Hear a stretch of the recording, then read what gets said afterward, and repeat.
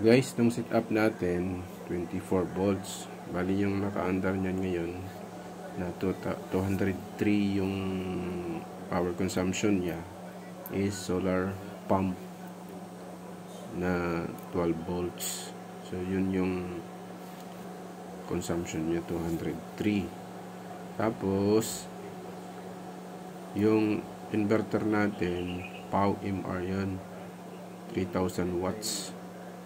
At ito naman yung YNH na grid tie. Yung harvest niya 45 watts. So bali yung ginawa ko, sa isang battery sila nakakonect.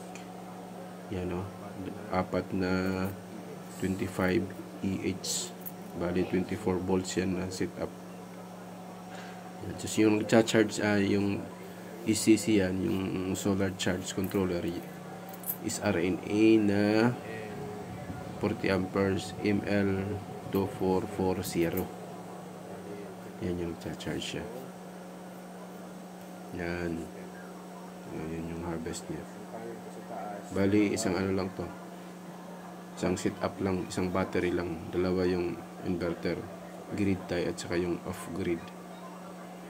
So far okay naman, wala namang magiging problema. Yan o,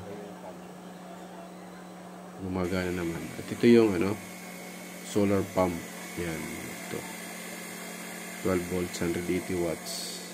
Tapos naging 220 na yan kasi nilagyan ko ng power supply na 220. Yung output niya is 12 volts. So yan yung kabuuan. At saka yung pala dito, solar panel na sa taas, dalawang 150 watts.